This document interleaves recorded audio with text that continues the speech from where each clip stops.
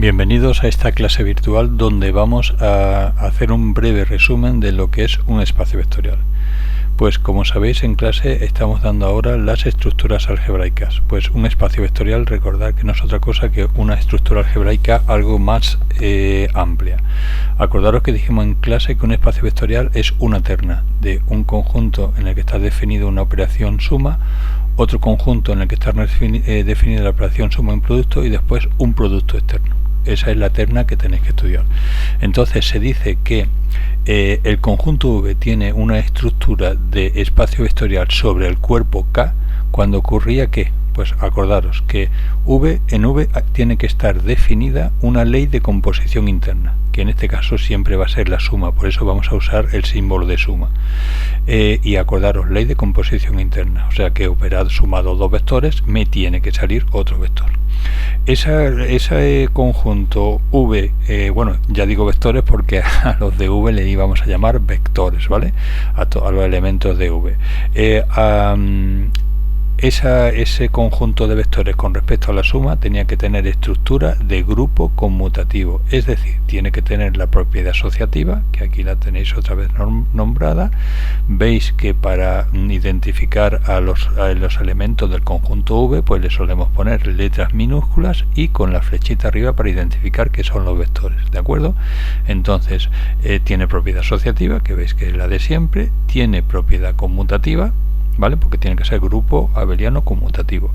Tiene que tener elemento neutro, que en este caso es el elemento nulo, 0, porque es con respecto a la suma, ¿de acuerdo? Ahí tenéis.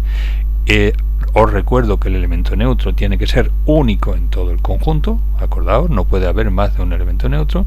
Y ahora cada uno de los elementos, ahora sí, tiene que tener el elemento simétrico, que como lo estamos haciendo con respecto a la suma, pues le llamaremos simétrico, elemento opuesto. Cada elemento tendrá su opuesto, que al sumarlo te dará el elemento neutro, ¿vale?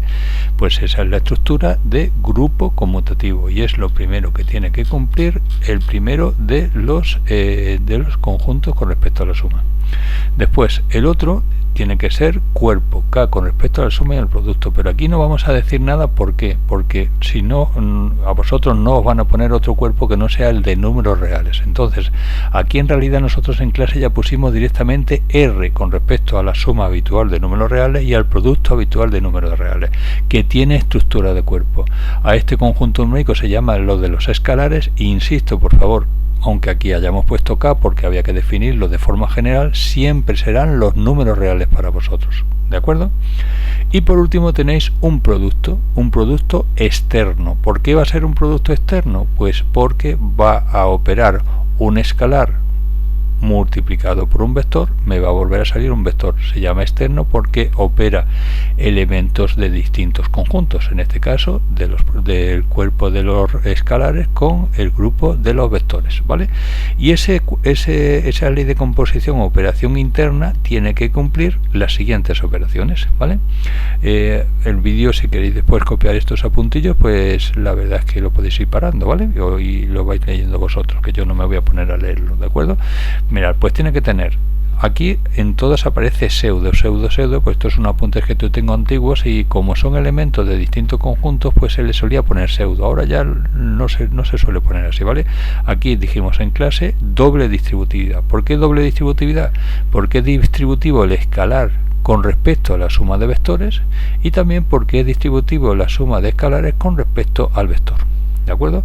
Acordaros aquí pues que alfa, lambda y mu pertenecen acá, eso significa que pertenecen a los números reales, que son números reales porque, insisto, para nosotros el cuerpo de escalares son los números reales, ¿vale? Tiene asociativa, o sea que aquí la tenéis, o sea, asocio el primero a los escalares lo que te pone el vector, o uno de los escalares con el vector y después por el otro, ¿de acuerdo?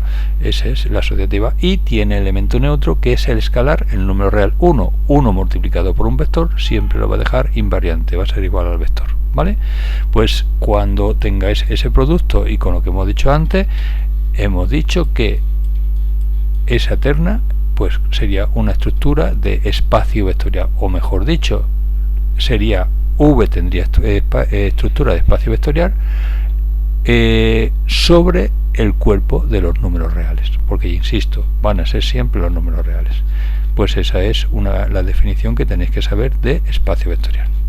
Ahora, cuando me ponen a mí un ejercicio de demostrar si un conjunto determinado tiene estructura de espacio vectorial, como el ejercicio número 1 que han puesto a vosotros, aquí tenéis, os definen el conjunto V de todos los vectores xy, las ternas xy que pertenecen a R cuadrado, o sea, estos son, el R cuadrado es el espacio vectorial R cuadrado, o sea, vectores de 2 dimensiones de toda la vida de Dios, ¿vale?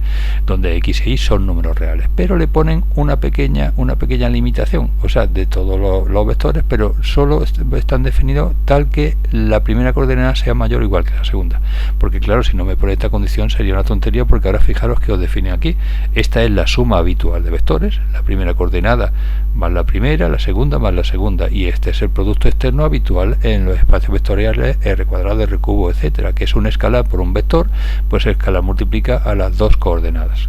¿De acuerdo? Entonces, en realidad, si no quitásemos esto de aquí, esto es la definición del espacio vectorial R cuadrado. ¿Pero qué ocurre cuando me ponen esta limitación? Pues vamos a analizarlo. Hemos dicho que V son los vectores de dos coordenadas reales, ¿vale? Entonces, la suma habitual. Vamos a ver, ¿sería asociativa? Vamos a empezar a analizar el primer conjunto, el V. ¿Sería asociativa? Pues sí sería asociativa, porque el conjunto de vectores es asociativo, ¿vale? Ahora, ¿tendría elemento neutro? Pues cabría pensar que sí, que el elemento neutro sería ¿cuál? El elemento sería el 0, 0. El 0, 0, que sería pues cualquier vector, bueno, el 0, 0 primero, que sería un elemento único de R cuadrado y que estaría en el conjunto que me han definido, porque 0 es mayor o igual que 0. Entonces el elemento neutro sería el 0, 0. Pero donde ya tenemos el primer problema es en elemento simétrico, en este caso el elemento opuesto, porque no todos los elementos tienen opuesto en este conjunto, ya que si tienen que pasar que la primera coordenada tiene que ser mayor o igual que la segunda. Entonces imaginaros el elemento 3, 2. Acordaros que siempre la primera coordenada tiene que ser mayor o igual que la segunda. Su opuesto, ¿cuál sería? Su opuesto sería el menos 3 menos 2, ¿vale? Para que diese 0, 0. ¿Y qué ocurre? Que el menos 3 menos 2 ya no pertenece al conjunto tal y como nos lo han puesto a nosotros, ¿vale? Porque menos 3 es más pequeño que menos 2. Entonces habrá elementos que no tienen opuesto, que no tienen elemento simétrico, con lo cual no podemos decir que el conjunto tenga elemento simétrico, con lo cual ya no cumpliría la estructura de grupo conmutativo, ¿de acuerdo? Pues con ese fallo pues ya tendríamos que decir que ya no tendría estructura de espacio vectorial, porque no tendría elemento simétrico, o en este caso elemento opuesto. Pero además cabría también destacar que habría un fallo también en el producto definido así para este conjunto, porque recordar que lambda es cualquier escalar, cualquier número real, ¿vale? Entonces este producto no siempre da como resultado vectores de V, porque imaginaros que tenemos el mismo vector de antes, el 3, 2. Si yo lo multiplico, el 3, 2, primera coordenada más grande que la segunda, por un valor negativo, por ejemplo, imaginaros por el menos 1, me saldría menos 3 menos 2. Entonces, ¿qué ocurre? Que ya el resultado, el elemento primero es más pequeño que el segundo. Entonces, hay resultados de este producto que no están dentro de V, y aunque el producto se define como un producto externo, pero se define que tiene que ser un escalar por un vector, o sea, por un elemento de V, tiene que pertenecer también a V. Y en este caso hay casos donde cuando multiplico por un escalar negativo, y como aquí no me dicen nada de escalares, los escalares son los R, ¿vale? Cuando lo hago por uno negativo, pues no me sale un elemento de V. Entonces, básicamente, lo que falla es el elemento simétrico de la suma, que no todos los elementos tienen simétrico, y después el producto, que hay veces que el producto de un escalar por un elemento de V no sale un elemento de V, con lo cual no tendría estructura de espacio vectorial. Bueno, pues espero que lo hayáis entendido, y si hay alguna duda, pues ya sabéis, mandarla por WhatsApp. Venga, espero que hayáis enterado. Hasta la próxima.